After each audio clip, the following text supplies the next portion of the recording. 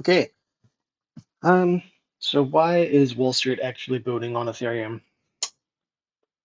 What are the benefits? What, is wrong with our current financial system?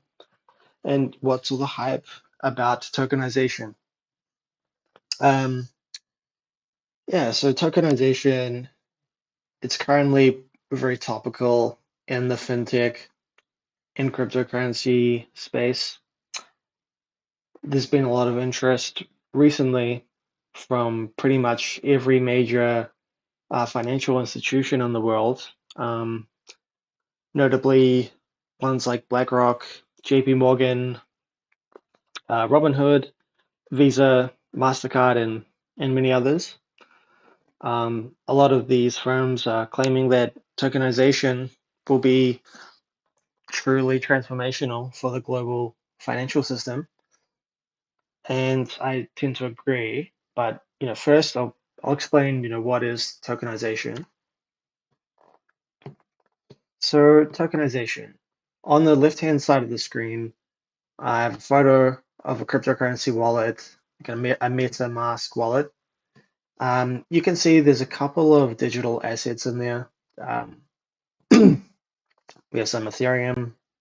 We've got a stablecoin of Tether, and both of these assets they benefit greatly from running on a single unified blockchain network. So even though they're different assets, um, some of the benefits that they receive include, you can trade them 24/7, 365 days a year. Um, they have low fees. They're immutable, um, instantly verifiable, and also they have atomic settlement. So tokenization itself, aside from cryptocurrency, cryptocurrency assets themselves are actually just a tiny portion of global wealth in the world. Some of the photos they have on the right hand side of the screen, we've got government debt, bonds, real estate. We have the traditional stock market, like the S&P 500, and then we have, the derivatives market. Most of the money in the world is in here. What the problem is that actually transacting in all of these markets is completely different. And it's completely different by country, and it's completely different by location. And so the goal of tokenization is to, for example, create like a synthetic representation of these things. You could create an NVIDIA token. You could create a token of your own house and then allow it to be tradable on a blockchain. So you could capture a lot of the benefits of the blockchain technology. So if we were to look at how things currently work, have you ever thought about when you place an order for a stock, what actually happens after you click buy or sell? Most people don't really care. You place a buy order, you look at your phone, you see the balance is updated, or you see something, you go, whatever, okay, that looks good. But actually in the background, there's quite a slow, costly, and lengthy process involved um, to ensure that your funds or your shares are exchanged in in a way that's accurate and timely. So, as I mentioned, like even if it appears instant for you, in reality, most of the time it runs on a system called like the T+2 or the T+1 system. This is because you run into the following problem when you're trying to buy or sell something on traditional finance rails. So you'll agree on a price with someone else. That's the trade. That's the easy part. The difficult part is actually moving the shares and cash between the two accounts. The two people trading, most likely, it's most likely not going to be me and someone I know. It's going to be, me and someone in Mongolia or someone in somewhere else, some random country. We don't trust each other.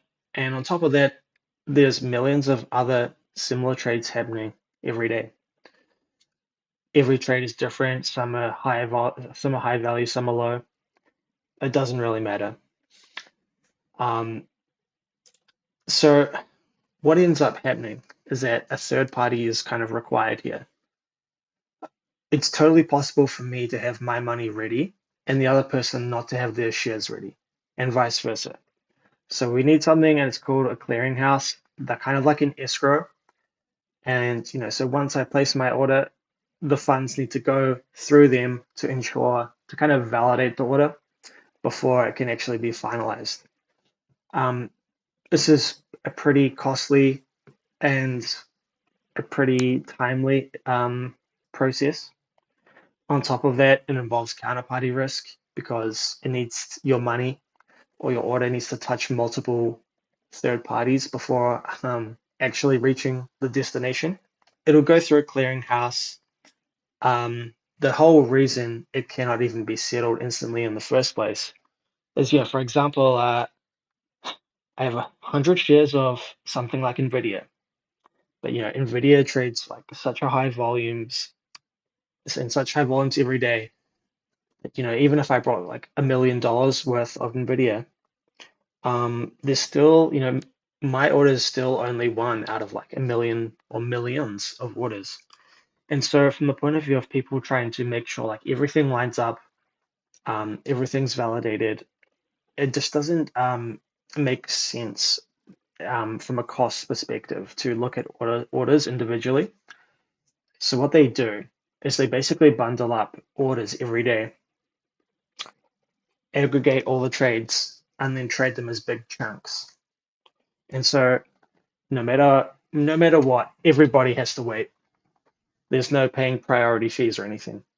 However, one of the big innovations and the big benefits of running on a blockchain such as Ethereum is not only will it appear instant for you on like the user interface of whatever cryptocurrency wallet you're using, it will actually finalize almost instantly. That's because blockchains use smart contracts to execute trades. So in order for a smart contract to execute, like pre-existing conditions need to be filled on both sides of the trade.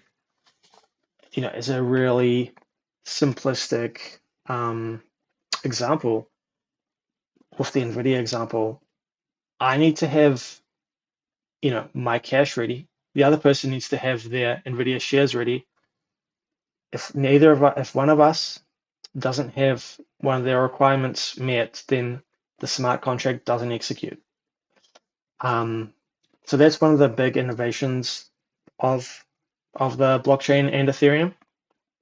And so, if both of us are ready to go, then it's just going to like basically auto do the trade for us without the need for either of us to go through multiple third parties. It's going to reduce the cost, cut unnecessary handling, um, cut out, all this extra time wasted as well.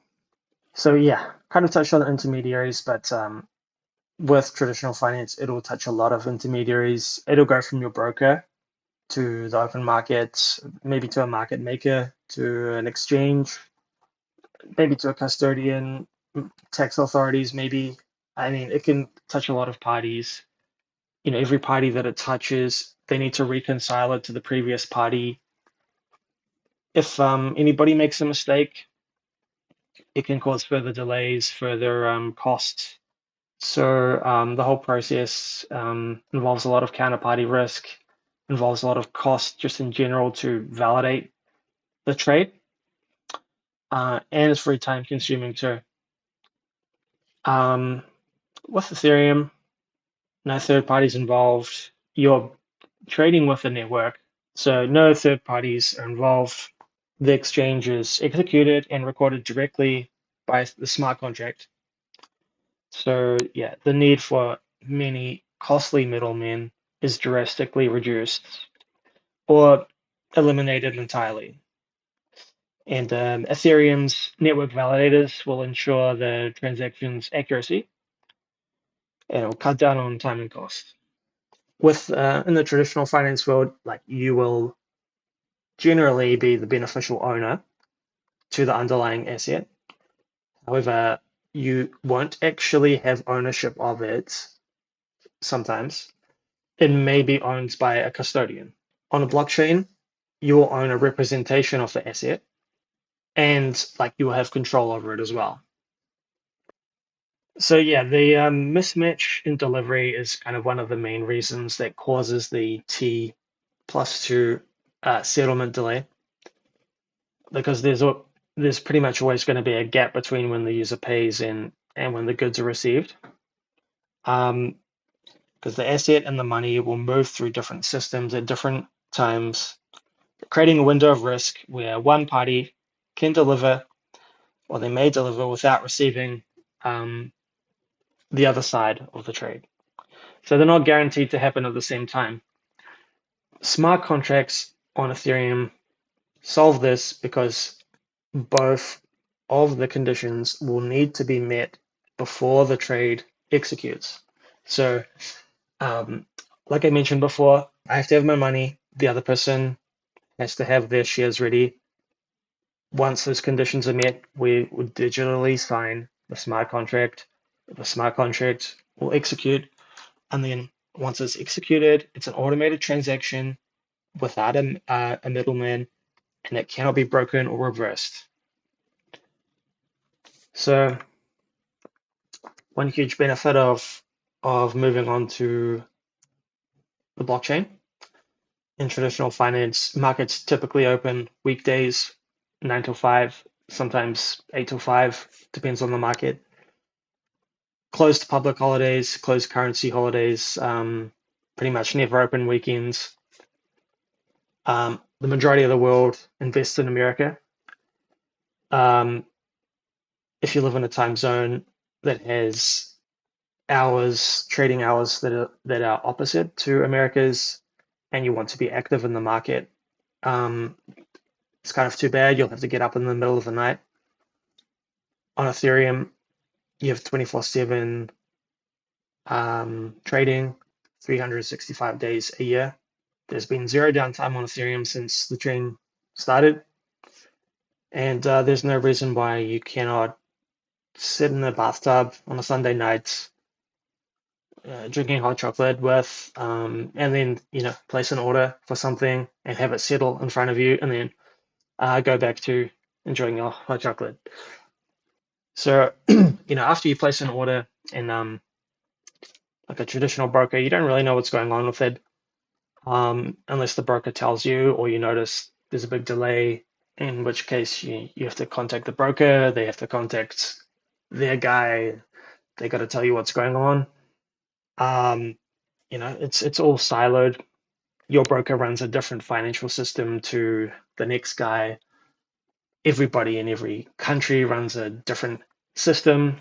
So nobody really has full visibility of what's happening. Even companies that work closely together don't always um, run on the same ledgers. In Ethereum, you're running on the same network. Everything's open source. Every transaction is validated and transparent.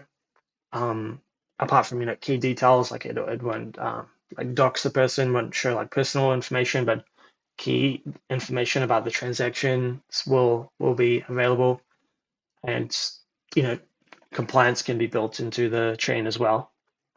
As part of that netting system I mentioned before, where in order to validate transactions, they have to bundle it up into blocks and trade it daily.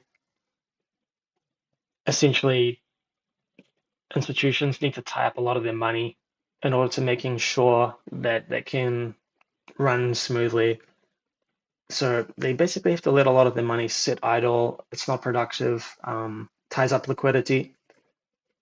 In Ethereum, you have atomic settlement, so your money isn't tied up for very long, maybe seconds, maybe minutes. And once it's finished, it can go back to being productive and being used for whatever else you want it to be being used for. So yeah, a couple of key differences to summarize. Like the traditional financial system at the moment requires you to go through a lot of third parties. It requires you to take on counterparty risk. With blockchains, since it's smart contract based, it nearly eliminates that. On top of that, it's much faster. It's near instant. Um, Cost is severely lowered. Like you got to think about all the time, energy, effort, and money cost that's put into validating the transactions after you submit it from your brokerage in a traditional system. And blockchains are transparent, despite the funny kind of belief that things like Bitcoin are used for drug money laundering and so on. Like every transaction is visible and it's immutable, so you can't get rid of it. Once you made a transaction on the blockchain network, it stays there forever.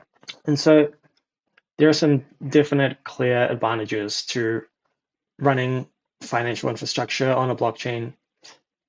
It's cheaper, it's faster, it reduces counterparty risk, and it's more transparent.